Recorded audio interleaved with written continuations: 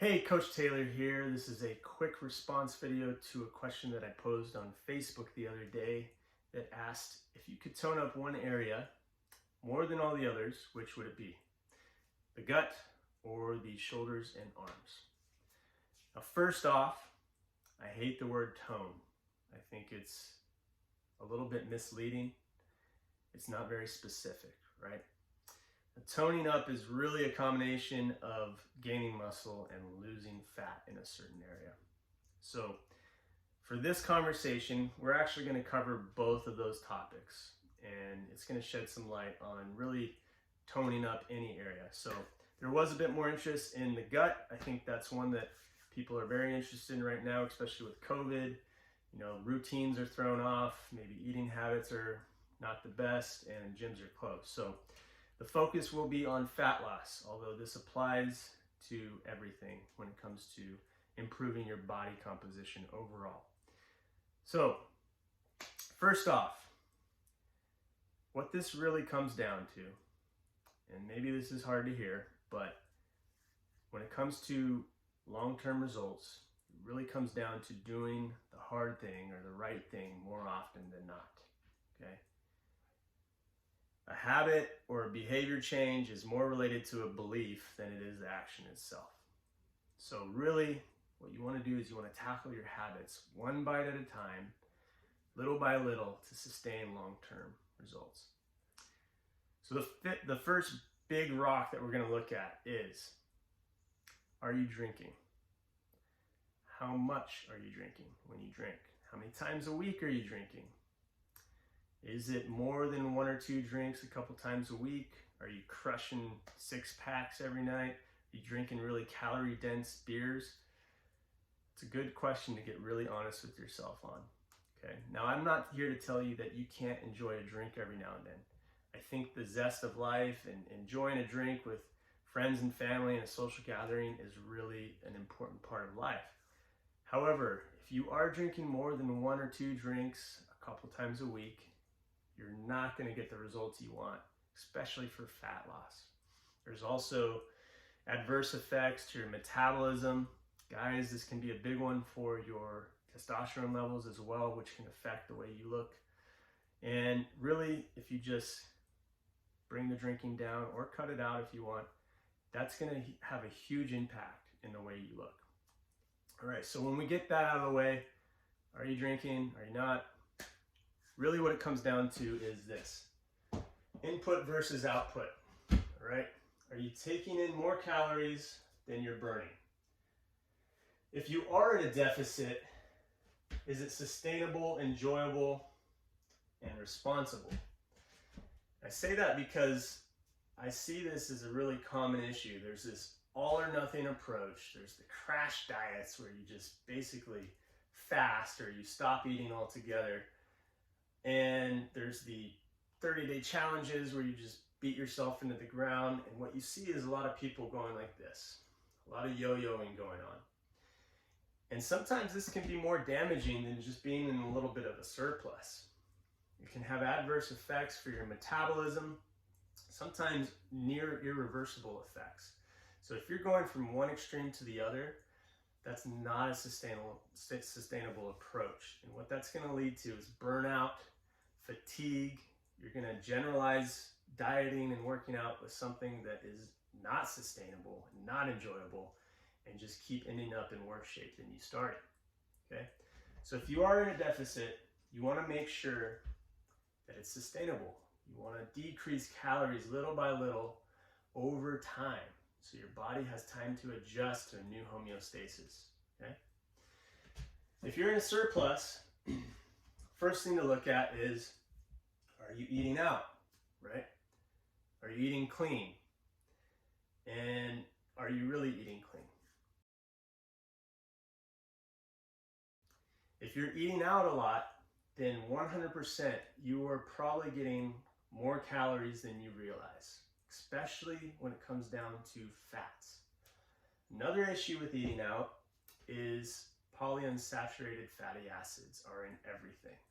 By that I mean your canola oils, your soybean oils, all of your oils that are prepared in a way that they use produce high heat and high pressure.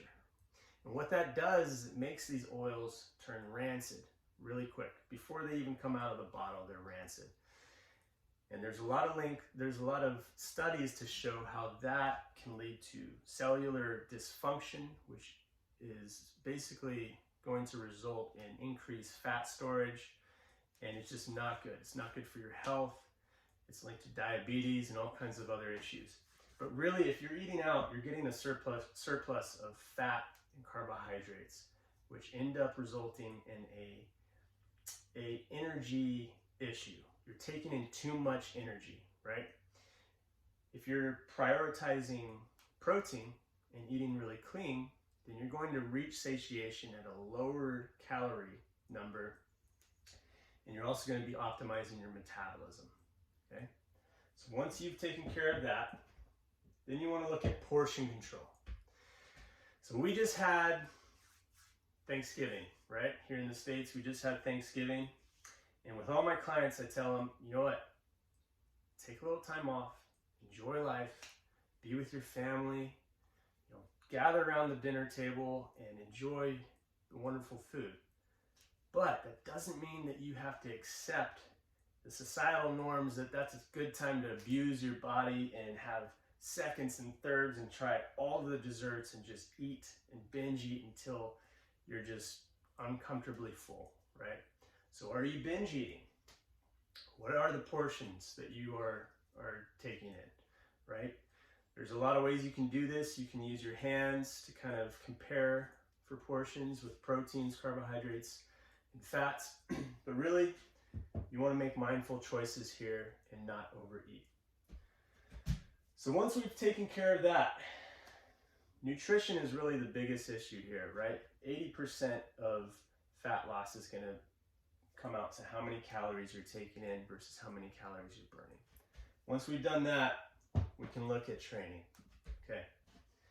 So number one, resistance training. In my opinion, this is the number one most important factor in long-term improvements for body composition and how much fat you're holding on your body. The more muscle you walk around with, the higher your metabolism is going to be. All of that muscle tissue needs calories to survive, basically. Another thing, and we're talking about natural muscle, right? Your natural limits. I'm not talking about unnatural bodybuilding standards of just walking around like a blimp with all this muscle. But if you go into the later stage of your life holding as much muscle as you can, that's going to be the number one predictor on your longevity. There's tons of longevity studies out there that compare different activities like weightlifting, swimming, racquetball, cardio, all these different things. And resistance training always comes out on top as the number one predictor for long lifespan. That's because it prevents sarcopenia, which is wasting of muscle or the inhibition of muscle, which is the number one leading cause of mortality in our elderly populations. This is because we have an epidemic of elderly people who are not able to pick themselves back up after a fall. So you want to hold muscle. It's not just to look good, it's for your longevity as well. Also, it's going to predict how much fat you're holding on your body. So once we take care of that, we can look at cardio. Now, I'll say this about cardio. A lot of people go all in on cardio when they want to lose weight, and it's not the best way to maintain fat loss over the long term. I think cardio is a must for heart health. I recommend low intensity cardio for health reasons. If you look at the Blue Zone studies, everyone in the Blue Zone studies, which is a longevity study, they walk all day long, right? These are people who live past the age of 100. Another thing with cardio is where are you at currently with your body fat percentage, right? And where do you want to be? If you are pretty low body fat, if you're down in the, let's say, 12 to 14% range, and you want to get below 10%, you want to get absolutely shredded, then yeah, you might want to look at adding in some moderate to high intensity, longer duration periods of cardio. But otherwise, just maintaining some form of cardio, going on daily walks is plenty good. So next we can look at circuit training. This is a really good one. It's kind of in between these two, right? You're doing complex resistance training type of movements at a fast pace and a short duration at a higher intensity, basically. Some of my clients just do this, and it's because, number one, it's really, really good for longevity. If you're combining lower body and upper body resistance training back to back, it's really good for your heart health. So it's good for heart health, good for longevity, and a big one is that it's time efficient. So if you're really busy and you're pressed for time, you can basically get the best of both worlds and do a circuit 10 to 20 minutes each morning, and you're getting stronger, you're building muscle, your heart is getting in better shape, and you're burning fat. So that's it, input versus output.